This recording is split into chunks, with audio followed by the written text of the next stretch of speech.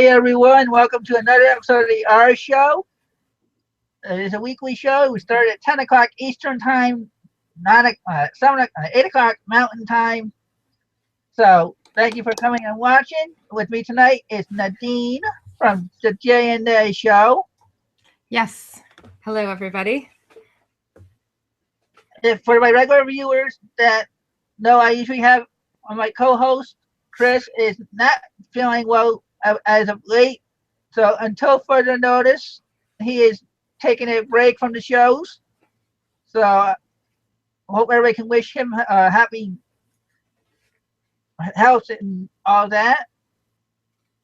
So, Nate, you want to let everybody that isn't here that is here that do not know about you yet a little bit about yourself? Sure. I've been selling on eBay since 2010, probably. I started off on my husband's account just selling some of my clothes and whatnot. And then I moved to my own account in 2011, and I've been going strong since then. I really enjoy it. I love thrifting. I've always had a passion for thrifting, so now I've been able to turn that into a bit of a job, and it's great. It's getting me through right now. I'm fighting cancer, and I'm not at my regular job, so it's helping right now with that. And I just enjoy it. I know a lot about women's clothing, shoes, and accessories. That's really my niche, but I sell anything that makes a profit, so I'm always willing to learn about new items and other things that will turn a profit. So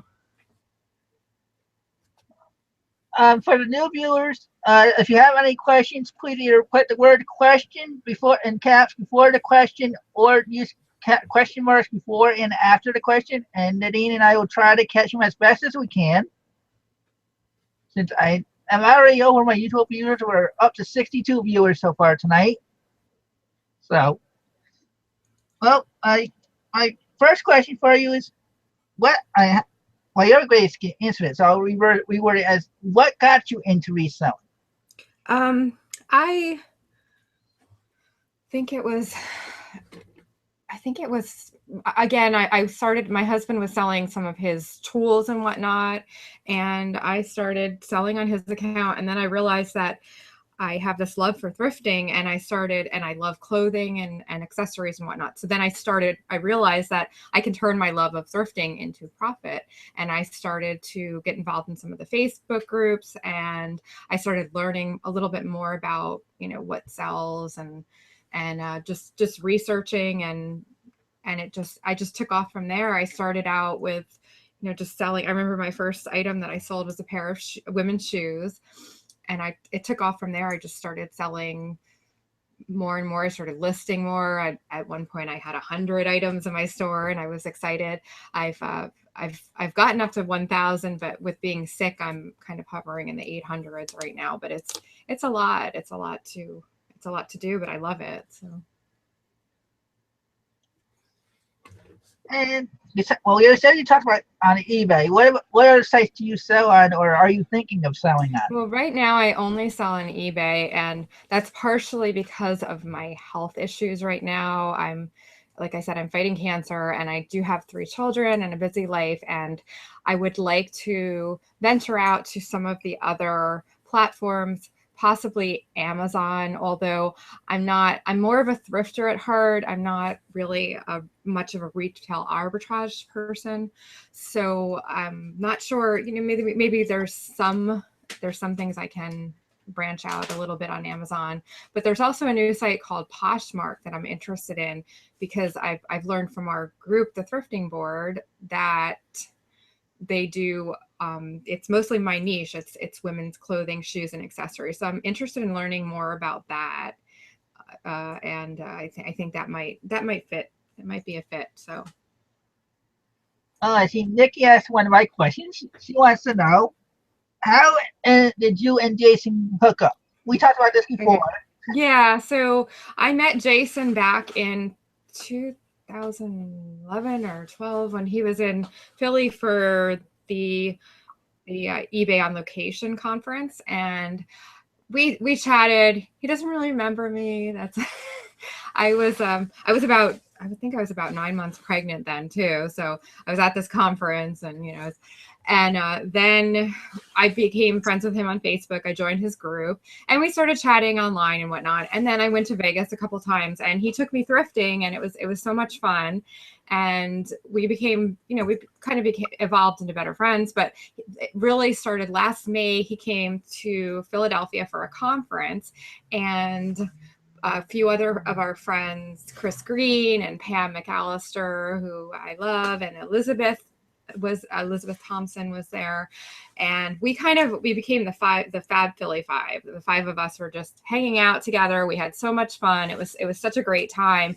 And at the end of that, I went to a thrift store in a not so desirable area of Philadelphia with Jason right before I dropped him off the airport.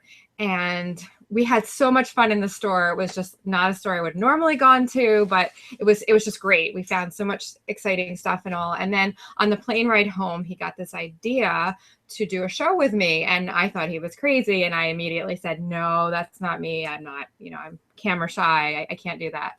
So he said, well, think about it. I'd really like you to. I think it would be fun. And so I thought about it a little more, and then something happened a little bit after that. I was diagnosed with cancer, and it was really it's obviously a life-changing moment when you're faced with something that serious. And so I decided I needed to speak out about it. It took me a little while to figure this out, but I decided this is what I really need to speak out about it. And here I have this convenient platform. I love thrifting. I love selling. I love talking about that. But I also really need to get the message out to other women about breast cancer and really educate people about it. Because if I had known what I know now, I wouldn't be in the shoes that I am in. They would have caught it much earlier. So it was kind of it had a dual purpose. And I thought, you know what, I'm going to do this. So Jason flew back here in June, and we did our first show in person together, and it was just great. I loved it. And now it's become something that has helped me fight through the cancer. It's something to look forward to. It's something that motivates me, and I really enjoy doing it. And talking to other people. And Jason and I have really become best friends. He's like a big brother to me.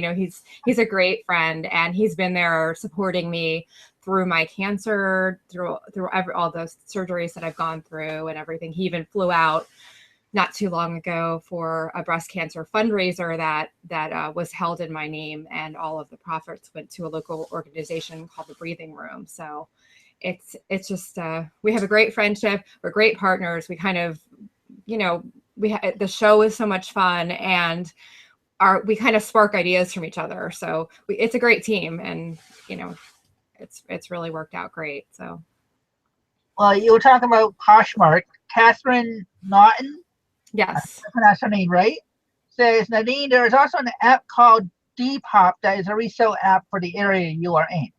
Oh, okay. I'll have to check into that. Thank you, Catherine. Okay. Yeah, because I am interested in branching out. The real reason that like I said, I haven't done it yet is because eBay has been my staple, and with being sick, it's just been hard enough just to keep my store up, keep my store going, get my new listings every day, and I'm just juggling so much right now. But when things calm down a bit, I really do want to branch out a little more. Okay. Well, you said that you like getting into clothes. Mm-hmm. My other question, one of my next questions is, what is it one of your other niches? Okay, well, I sell, like I said, my biggest passion is women's fashion, shoes, accessories, and clothing. However, I will sell anything that turns a profit. I do sell a lot of coffee mugs, and I sell sewing notions, sewing patterns, anything like, I mean, I have a hair curler, a vintage hair curler sitting on my desk right now. So anything, purses, handbags, I love. Plush, I'll sell plush. I sell wallpaper borders, anything that pretty much anything that sells. The only things that I really haven't ventured into are records and CDs. And I do sell some men's clothing, but I kind of, it's kind of strange. I kind of stay away from the men's clothing just because it doesn't, and I know this is not a good reason, but it doesn't excite me as much. So, but I know it does turn a profit, and there's definitely some profit in men's clothing. So I'd like to get venture into men's clothing a little more too. Well, it's the opposite. When most guys are into the men's clothes, they don't want to go venturing into the girls' clothes, especially if, Right. in Jason's case. What kind of looks he gets when he goes looking into the girls? Big guy looking into women's clothes. What's going on with this guy? Right. That's true. Yes. We have a question here from uh, Jeremy Bass. He says, "What percent of your profit do you give yourself, and what do you reinvest into your business?"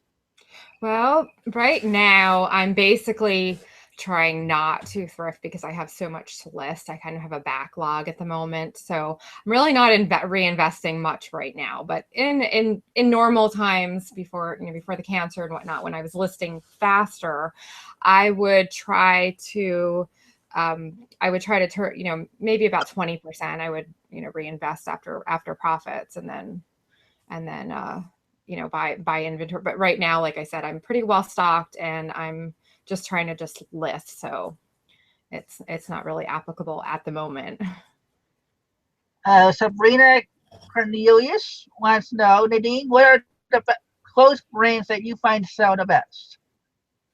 Anything that's Lily Pulitzer, Chloe, White House Black Market, Nina Ricci, anything that's a higher end, or a decent brand. Even like some of the mediocre brands like that kind of have died down a little, like Ralph Lauren and Chico's, any of those.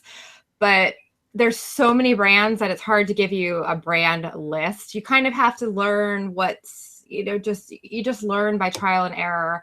There's and I just kind of know the brands. My best advice is to look at the Facebook groups. Our Facebook group is called the Thrifting Board, and there's a lot of great information in there. Look at completeds and solds on eBay or whatever platform you sell on, and search out the brands that bring the highest. Sort from highest to lowest, and really do your research. That's the best way to learn.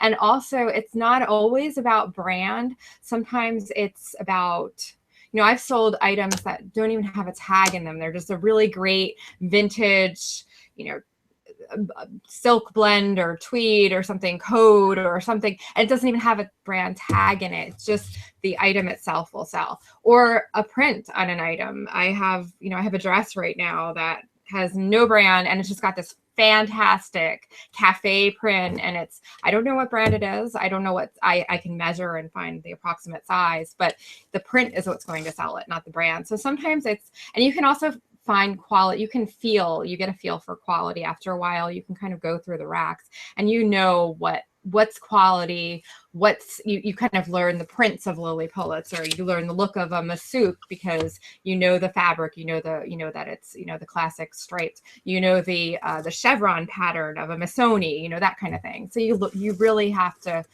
trial, error, and just learning and research. That's the best advice.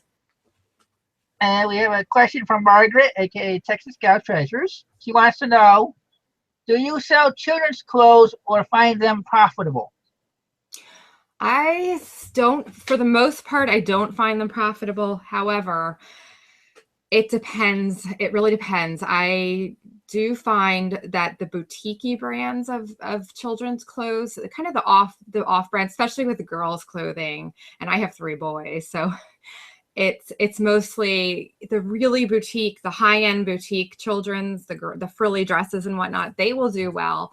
Some of the more like the Children's Place, the Gap, that kind of stuff it doesn't usually do too well unless it's a specific really cute print or design. Something has to be really special about it. Gymboree is kind of plateaued. I mean, it still sells well, but you have to find something that's really cute and really. Otherwise, what I do with my son's clothing, with the good clothing that I have 3 sons, and when all 3 have outgrown the clothing, sometimes it's, it's just too worn to, it's just donate. But other times I have clothing that hasn't really been worn much. So I'll lot it up, I'll sell it as a lot, and it doesn't usually bring a great profit, but it's clothing that I have that I would normally just be donating, and it brings something in. So I'll sell a lot for maybe $15-20 or something, and it's worth it for that kind of thing if you have the clothing already. But Okay, we have a couple more questions here. All things collectible wants to know, and this was one of my questions again, so I knew it was going to happen. Nay, what's your unicorn find?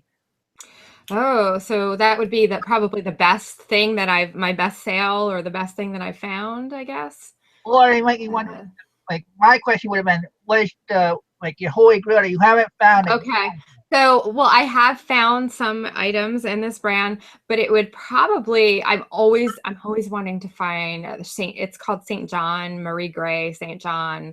That's a very high, it's a high-end brand, and usually can sell pretty well. And actually have a shirt. It's called a Santana knit. That's what you're looking for. And I always look for those. And I haven't found a full suit or jacket yet. I'm always looking for that brand. So I guess that would be my holy grail clothing item. And Or a Ralph Lauren. There's a Ralph Lauren, a specific bear sweater by Ralph Lauren that really brings a lot. So they can bring about $200 a sweater if you find them, but they're really rare. I've never found one. we have a question from Diane. I'm sorry if I screw up your name. Feeler, Fieheler. She wants to know what kind of art do you like to sell? What kind of art do I like to sell? Well, I like to sell needlepoint. I consider needlepoint, completed needlepoint and cross stitch and whatnot, quilting, stuff like that as an art form as well when it's framed. So I sell those. And as far as regular art, I don't buy it too often. I am an artist. I'm a fine artist by training and a graphic designer by trade. So I do know something about art. I've taken a lot of art history classes, but normally sometimes it's fun to pick up a kind of kitschy, fun painting that people just like that kind of art, the kind of amateur, not quite professional, but fun art. So I do like that when I find it. I have never found a real professional piece of artwork that's really worth selling yet. So if I do ever come across that, of course I would buy it, but that's We have another question from Jeremy Bass. He says, "Is there anything you try to stay away from, well, besides men's clothes?" Besides men's, and I don't stay away from men's clothes. It's just that I don't gravitate towards them, I should say. And stay away from probably Avon items. They don't sell. I've learned that. I've probably anything that's a trend that's gone out, like the whole Beanie Baby craze and items like that. And Jay's trying to get me over my fear, but I just, the records and the CDs, I just haven't gotten, I just don't feel that comfort zone yet. So that's something that I need to venture into as well. Jerry T wants to know, do you ever get a cold shoulder from thrift stores because you are a reseller? No, I never have. And I don't advertise the fact that I'm a reseller either. I mean, I'm not ashamed of it, but it's not something that if you look in any thrift store that you go to, you can tell there's other resellers, and they're always, it's just the way it is. And often, I am also shopping for myself and my kids a lot. And no, I have I want to say a friend who's a cashier at my local Goodwill, and she hooks me up with deals and whatnot. She loves me. She's always, and I'm sure she knows I'm a reseller. I'm always buying items in all different sizes and all different types and she's never said a word. I think that the thrift stores, for the most part, they want the business. They don't they don't care what you're doing with the items as long as they're getting the business and they're happy. And there's a couple other local thrift stores, like we talk about the Philly AIDS thrift that Jason and I love here. And that's another one that they welcome resellers. They knew when Jason and I went there, they knew that we were resellers, and they were all excited that Jason was in the store because they had known him from Thrift Hunters, and they knew exactly what we were doing, and they welcomed us very, very warmly. So no, I can't say that I've ever had that reception.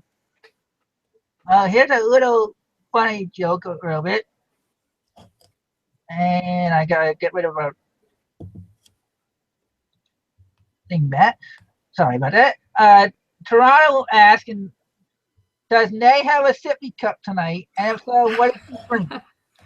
I do actually. I have, this is my an eBay video slots. It's got the old eBay logo on it, and it's a sippy cup that my friend Jason actually gave me. So thank you, Jason. And you want to know what you were drinking? I have ginger ale in my cup tonight. I was feeling a little nauseous, and I've had a headache today. So the ginger ale kind of settles my stomach and helps with that. And it's actually real ginger root ginger ale, not like the kind that you buy in the in the cans in the grocery store. It's got a little kick to it actually. So, but it helps my nausea. Henry, I'm not going to ask that question. That's not proper when they're both married. So even if it's a joke, I'm not going to ask that question. I know you repeated it a second time. What would you say, besides getting this diagnosed with cancer, what was your next biggest obstacle trying to run a business? My next biggest obstacle, I would say, is having 3 small children. I love my sons, but it is difficult to juggle being a full-time mom and also being a seller, and trying to figure out when you're going to be able to go sourcing and when you're going to be able to, among dropping off the kids, picking them up. I have a 3-year-old who's not in school yet, and since I've been diagnosed, I have a lot of appointments, so my mom's been pitching in and helping to watch him, but I still have him on some days when I don't have appointments. So I have to juggle everything, and it's hard. I have learned to use mobile a lot more often, because when I'm watching the kids upstairs, I can still list. I can't necessarily go down to the basement and just sit on my computer and list, because I've got 3 kids to watch and take care of. So I would say just kind of juggling being a full-time mom too. That's definitely been a challenge. Joanne Josh wants to know, Nay, is the woman at Goodwill you mentioned Melva? No, that would not be her name. And I'm trying to, I don't want to say her name on air, because of the fact that I don't want to, throw her under the bus or anything. So she's a really nice employee. So Andres Acosta wants to know, do you source at yard sales too? Yard sales, not so much, because of my location. I live in Center City, Philadelphia. It's a big metropolitan area, and we don't have yard sales here like we do in the suburb, like you do in the suburbs. Every once in a while, someone will sell something out of their garage if they have a garage, but for the most part, there's nowhere to have yard sales in the big city. So what I do go to we have a lot of flea markets here usually from the spring until the fall, and they're usually run by a church or a similar organization, and they have them in parks. They have them at churches, and I've walked to some of them. There's some right in my area at a local park. There's a local church that has one. So that's more of what I will do here in the city, because we don't have the traditional yard sales like you have out in the burbs. Toronto Greenhouse wants to know, what was Nay's biggest eBay sale, money-wise? That would be, still standing, a under-the-counter vintage 1980s Norelco, new in the box with manual and everything, packed completely. It was an under-the-counter coffee maker, and it sold to a film production company, I think in Atlanta, I can't remember. And it sold for $265, I believe. So Well, I want to do a couple of shout outs if you don't mind. 'Cause this is my biggest viewership in a long time, and then we're over 90 viewers. So I want to give a couple shout outs. As I said, Toronto's greenhouse is here, Texas Cow Treasures, Vintage Moon, uh, Tim Moore, Kay Coxey, Jason, of course, Peace 3601, The Albatross, Joni Kramer, Kara Cooper. ah, Thank you all for coming. yes, thank you, everyone. It's great to see everybody in the chat. Okay, and my guest for next week, Treasure Box Shop Nelly, I'm sorry I didn't catch it until just now. What is your favorite collectible that you just have to buy to keep for yourself? It's not really a collectible, but I actually posted this on I posted the same thing on our J&A, our Thrifty Business with J&A fan page. And it's actually, I am addicted to scarves. I cannot buy enough scarves. I find a good scarf and I have to keep it for myself. I have a huge scarf drawer. I have a scarf shelf in the closet. I've got scarves stashed in other places in my closet, and I can't stop buying scarves. I love them. So can't ever pass up a good scarf in a thrift store. And another question that I missed, Barbara Colson wants to know, Nay, do you sell many vintage clothes? I do. I love vintage clothing. There's just nothing like a good quality 60s or 70s piece. Even if it's not a designer brand, just the crafting of vintage clothing, the fabric, the material, it's just so amazing. And yeah, I will never pass up a really great vintage piece if it's at a reasonable price and it's in good condition. Okay. Vintage Moon, I'm assuming you're talking about your scarves. Do you wear them? I do. I wear them. I wear them very often. I will wear them all winter. It's cold in Philadelphia for more of the year than it's warm. And sometimes in the summer I get cold in the air conditioning too. So I wear them year round, yes. Let's see. And I do have a scarf with a giraffe. My friend Robin Haas sent me a scarf with a giraffe. So for anybody that doesn't know that, I have an affinity for giraffes. So Yeah, I think I saw Golden Finger Picker offer you was one of his giraffes that you picked up. yeah, and it was so big that, and I said, good luck with the sale, but I live in a small city house, so unfortunately I can't have too big of a giraffe collection here. And I will try saying 60s clothing, sell it to Chad. Yes, I love 60s clothing, yes. Okay. As I'm not seeing any more questions. If you happen to see one, Nadine, and just let me know, or you can answer it, and that way we can Okay. catch them. But while we're waiting for that, Kara said they just don't make them like they used to, and that's absolutely correct. The craftsmanship in the vintage clothing, the fabric, just everything it's amazing. It's so I have vintage dresses that I wear personally, and they'll hold up forever. I can't, it's from the 50s or the 60s or the 70s, and it's just still in such great shape. It's amazing. They hold up through washings. And they're just so much, everything was better made back then for the most part. we have a question from Vintage Moon. What is your clothing storage tip?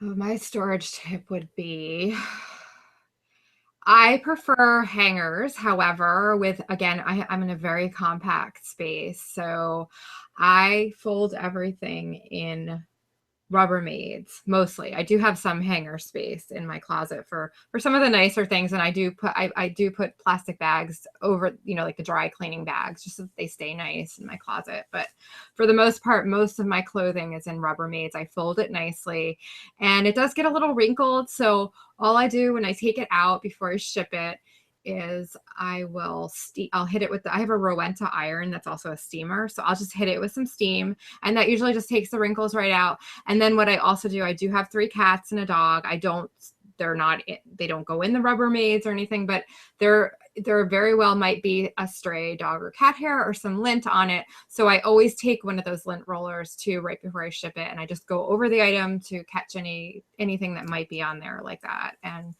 then I just fold it in a poly mailer and off it goes. Sabrina Cornelius wants to know, what is your favorite color in scarves? Do you like infinity scarves as well? I do. I like infinity scarves. I like all colors. I think my favorite color is green, but and pink. I'm all about pink now with the breast cancer. So Crafty Caregiver, who is one of my regular watchers, asks, do you have any clothing that has hard smells to get out, and what do you do? what's do you have any clothing that's, I'm sorry, I didn't. Yes, any clothing that has a hard smell. What do you do? Okay, for the odors, I will usually, I mean, if it's cigarette smoke or something like that, and it's a washable item and it's worth it, I will always just wash it. If it's got some kind of nasty odor, I'll wash it. But otherwise, I will, if it's a higher end piece or something that's worth dry cleaning, I always will take it to the dry cleaner. And the other thing is with items that aren't necessarily washable, most clothing you can dry clean or wash, but for maybe like a handbag or something like that, if you air it out, in the usually the odor, any crazy odors will come out of it. But if I smell something that's really musty, that's not something I would buy. If it's got, I am sensitive to cigarette smoke. So if something's really got a strong cigarette odor, like a handbag or something that's not washable, I will usually stay away from that as well. Okay. We have a couple more questions. I'm trying to. That would. Diane Fear wants to know, what is bark cloth? Bark cloth is an older vintage cloth, and it's usually found in Hawaiian shirts and dresses and whatnot. It's a little bit crisper and I wouldn't say hard, but you can just feel it. What it's got a bit of a texture, and I believe it's cotton, but I would have to. Jason actually would know that. He would know that for sure in the chat. But it's an older vintage fabric, and you can always tell right away what it's like. I said, it's got that texture, it's got that harder feel to it, and you just know when that's what you're dealing with. Uh, I was right. It is cotton. Yes.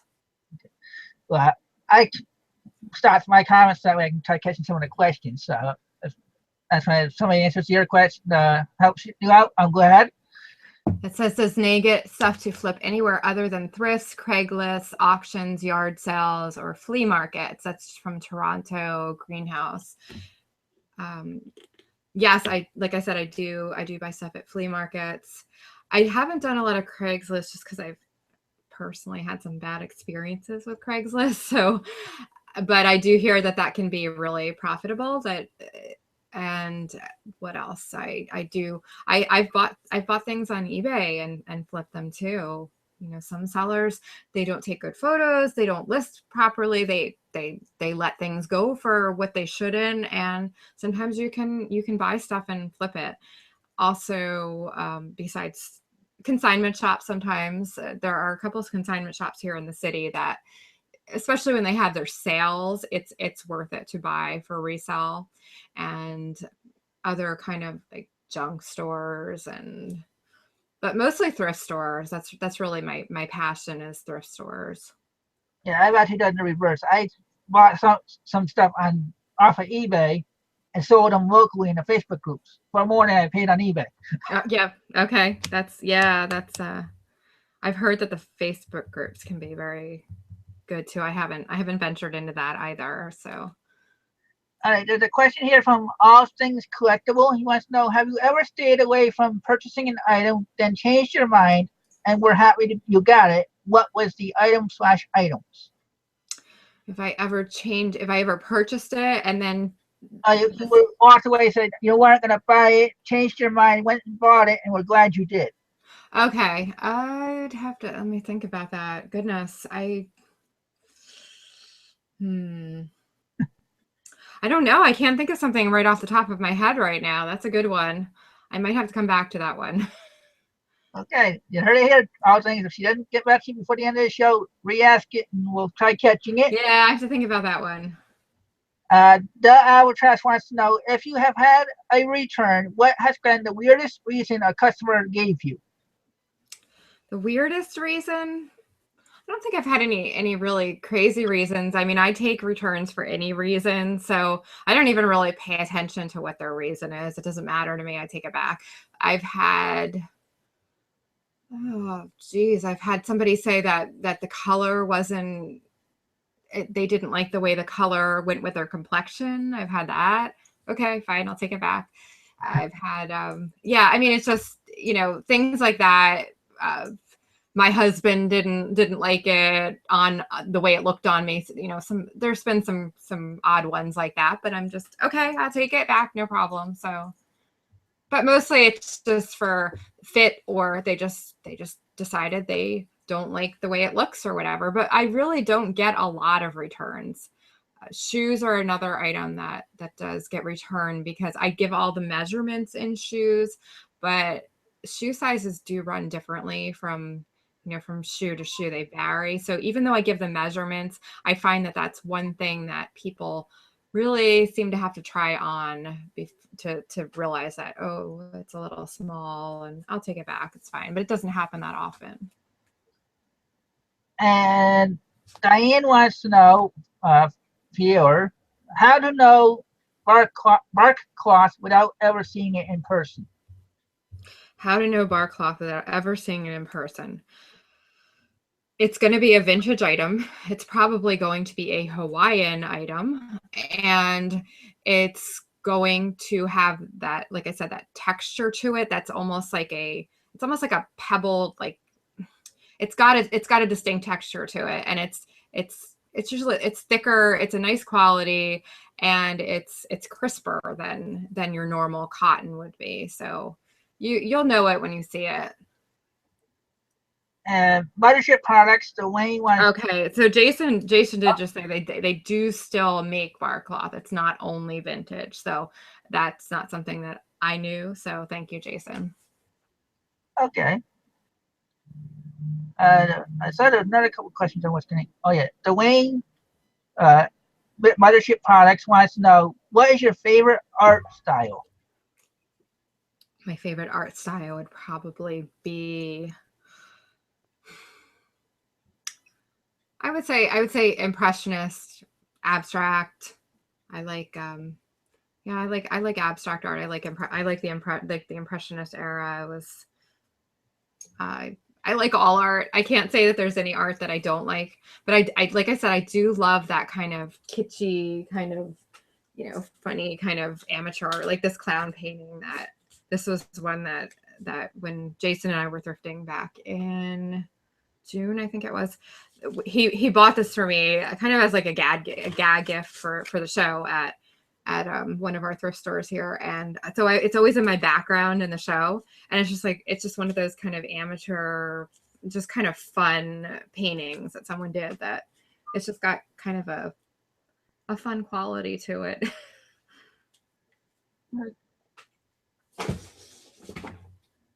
You already answered Toronto's question. Pats or Geno's? Neither. I'm vegan. Pats and Geno's are two kind of rival cheesesteak places in Philadelphia here. Philadelphia is famous for their cheesesteaks, and I will say neither because I'm vegan. Salvador Dali. Yes, I like Dali as well. Yes, Jason's a Lux fan. Again, if I miss any of your questions, please rewrite them so we can try catching them. I don't want to be rude and miss any questions tonight. Uh, Treasure Box Nelly wants to know, how are the T-shirt sales? Will you be doing more graphics for them?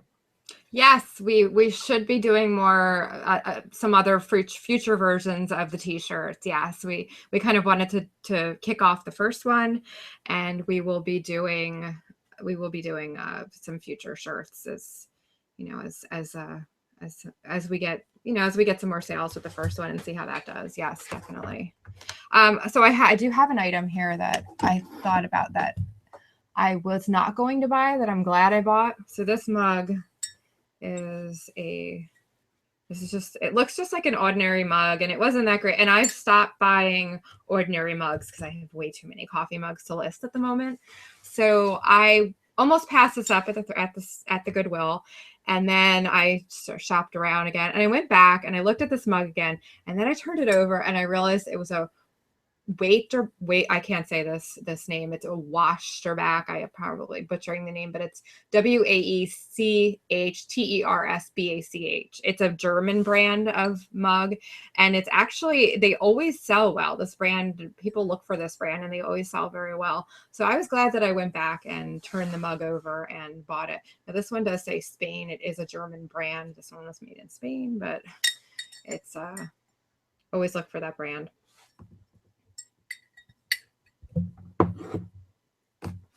Okay. One of my regular viewers just popped in, Dustin, asking if this was a.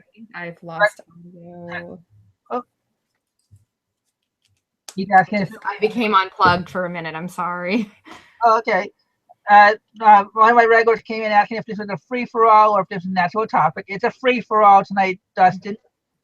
And yes, anybody that also with our t-shirts, anybody that wants to show love and support for the J&A show, please buy one of our t-shirts on Amazon. We do have them available now. So thank you. You can find the link on our Thrifty Business fan page. Okay. What are some of your hates about the reselling business? What do I hate about it? Yeah. I don't think there's anything I hate about it.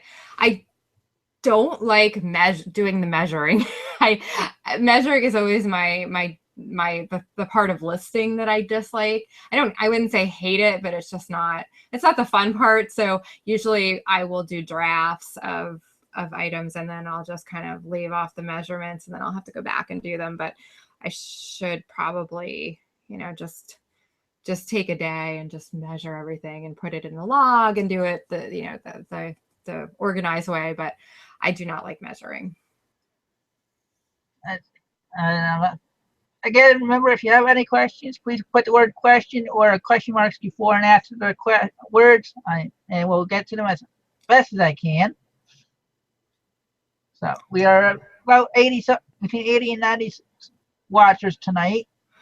What products have you stopped buying? And I think I mentioned this before, anything that is a sort of a past trend. Like, for example, there's a brand called Ed Hardy. That ship has sailed. That brand just doesn't sell anymore. There's some other clothing brands that just don't do as well anymore. And I won't buy them anymore. And then there's some other things that the market is just saturated with. I'm trying to think of something off the top of my head. There's some of the Starbucks mugs now, actually, that's true with you I have a lot of my Starbucks mugs kind of sitting in my store. The city ones still do better, but some of the more traditional ones, they've really gone down in price. So you have to kind of have to watch how the market fluctuates. And also, like I said, with the Beanie Babies, some of the trends that have kind of just gone out of style, you just have to pass that stuff up. And for some reason, I always avoid anything that's Avon because it never sells for me. There's certain brands like that I won't touch anymore. Okay. Yeah, Dustin is the one that just showed up, so that's why he's asking you questions that you already answered. Okay. So. Okay, that's fine. And Vintage Moon wants to know, do you ever repair clothes that need repairing or just toss? I absolutely repair clothes that need repairing.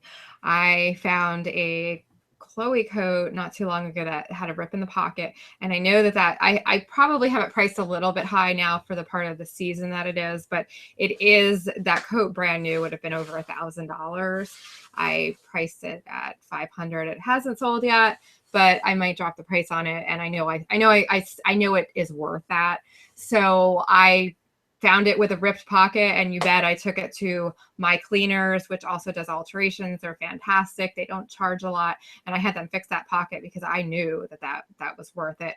There's been a few other, if the item is worthwhile fixing, if it's a run of the mill brand and it's kind of, it's got a big hole in it or something, I'm not going to buy it then. But if it's something that can be repaired and it's going to turn a good profit, absolutely, I will have it professionally repaired. I usually pay between $5 to $10 on a repair, and it's well worth it because it not only increases your profit on the item, but there's no reason to list such an item and say, oh, by the way, it's got a hole in the pocket. It can be fixed very easily. The Albatross wants to know, what was your biggest regret buy? My biggest regret buy, oh goodness. Probably I have some Sakura mugs that I bought too many of, that I just sold the first one for $14.99 with free shipping, and I will never move the others. And there's another mug that I have there. It's a Japanese brand. I can't remember the brand off the top of my head. I bought them so long ago. I have a dozen of them, and they're getting redonated. I can't sell them multiple variation. I can't sell them as a lot. I've tried it's just, they're done, So sometimes you strike out on items, and you just have to know when it's time to redonate or move on with those items, and just cut your losses. And Peggy Smith wants to know, any specific purse labels that sell best? yeah, anything vintage, anything. Obviously, the Vera Bradleys. I haven't sold a lot. I haven't sold any Coaches because I don't usually dabble in the high end brands like the Dooney and Burks and and items, because they are highly counterfeited. However, I do have some. I did obtain some Coach purses that I know are authentic that I do need to list, but I need to consult a couple of my Coach friends and just make sure that I do everything right with the listings, because you don't want to get zeroed, even though I know 100% that these are authentic. But otherwise, I would say, some of the, like the Fossils, they sell pretty well. There's a brand called, I can't think of the name of the brand off the top of my head. It's, Tignanello, that's another good. It's Tignanello. That brand always sells well. Some of the lower end brands like the Nine West and stuff, like, they don't really sell too well unless there's something that's really special about them, or unique. But a lot of the vintage brands too. Like, I have this purse over here.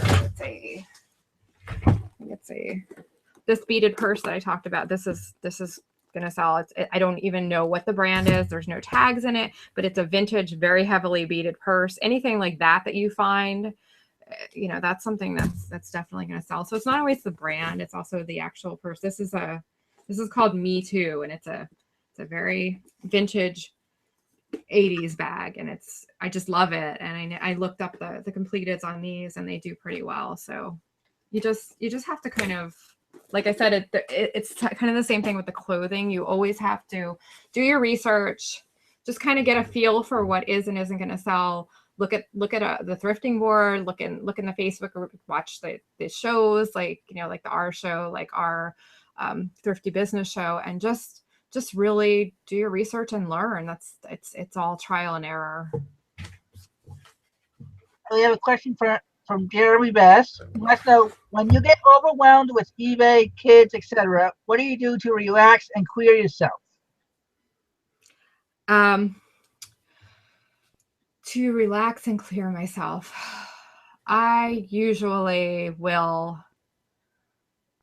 will usually just walk away from it and take a break. That's really the best thing sometimes. Sometimes, with my health now, sometimes I do need to just say, you know what?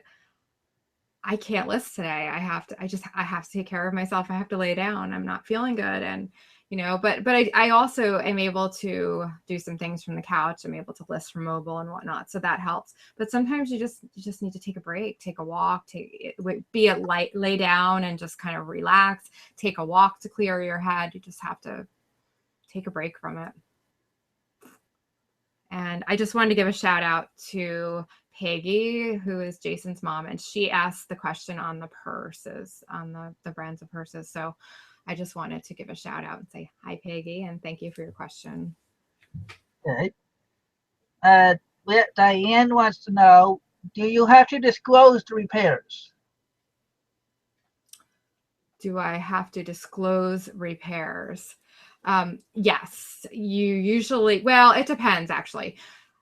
If it's something that's noticeable, if something's restitched underneath, and you can tell sometimes that it's been, that's been redone, then yes, I will disclose that it was repaired. But most times, especially with if you have a professional repair person, there's no way that you're going to be able to ever tell that there was a repair if they do it right. So in those cases, no, there's no reason to disclose that if it's done properly.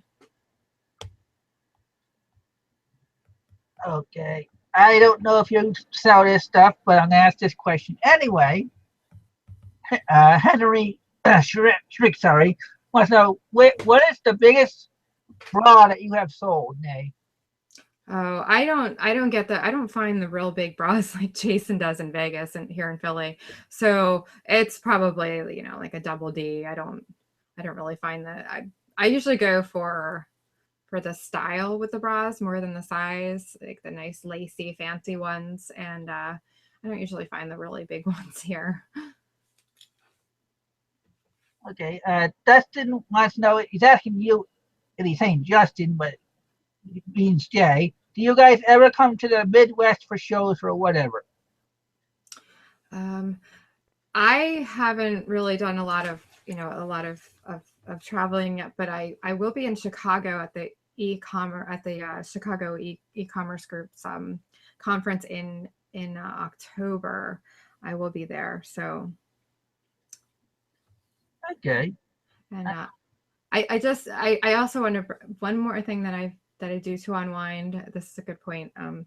I've started a Bollywood dance class on Mondays. It's for women with breast cancer, and it's actually a research study.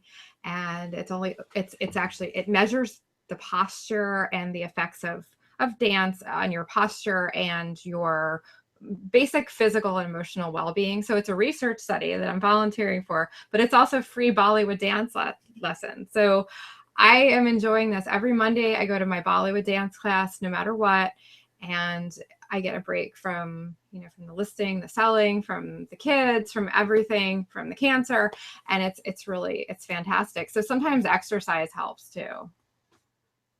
Uh, Ticking and Grinning says, "Oh my God, I passed on a spelling because I had no cell reception for $3.99." So I think it's one of the brands that you were just mentioning to buy. Yeah, the Tignanello, yes, yes. Yeah, that's always usually those sell pretty well. So Okay. Uh, all things collectible said they bought their first beaded purse today, and they're thanking you. oh, that's great. Yeah, the beaded, especially the vintage ones, usually do very well. And I just wanted to give a shout out to the Ecom Chicago conference, the Ecom Chicago group. I think I kind of butchered the name there, and I didn't mean to. Okay. One of my other questions while I'm looking for any other is, have you had to make drastic changes to your business? Yes, I have since I had a full-time day job before in my pre-cancer life. I was working full time, and that was hard because I had to adjust things to I had way more energy though. I had three kids. I would list on my lunch hour from my car.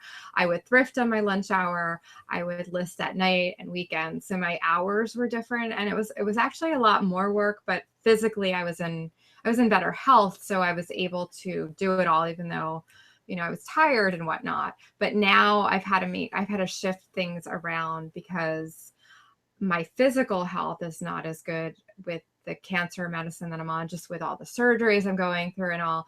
I have a lot of side effects and I get very tired. So it's not as easy to necessarily make it a daily thing. I try to do something daily. I have to ship daily. I have to, I have to maintain my business. But there are days when I just can't list, or I have doctor's appointments and I've, like today I was at the doctor for about 3 hours, and so I do have other things going on. So I have had to flip things around. And I also do have to put my store on vacation now once every 12 weeks, because every 12 weeks I have another surgery. So, and this one will be coming up on the 29th of this month. And I'm not sure how long I'll have to put my store on vacation.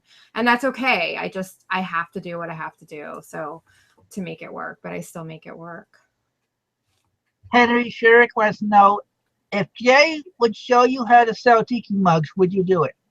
Actually, yes. And I have sold some tiki mugs. And when Jason was here, he helped me out with a listing. I was trying to collect a lot of tiki mugs, enough to fill a lot, because they were mostly not the, not high end mugs that we're going to sell individually for a lot. So he actually took my photos for me, and I have this beautiful listing of a tiki mug lot, and he added some extra goodies to it for me. So I have one in my store that I've gotten some great offers on, some offers. I shouldn't say great offers, not enough to make it move yet. So, but I have sold a couple of tiki mugs. I don't find a whole lot here in the Philly area, but they're everywhere. So. Okay, my last question for you, because we're getting close to the hour mark, and I know you need a rest and everything else. I don't want to keep you for too long. And I will be doing an after show for anybody that wants to come in, whether Nadene stays or not. If she wants to stay for a little bit, that's up to her, but I'm not going to make her stay. I can stay for a little bit. That's fine. If we know you're in Philadelphia and we know you went to Vegas and stuff to thrift, if you had a choice, where would you thrift that you haven't been able to yet? That I haven't been able to yet?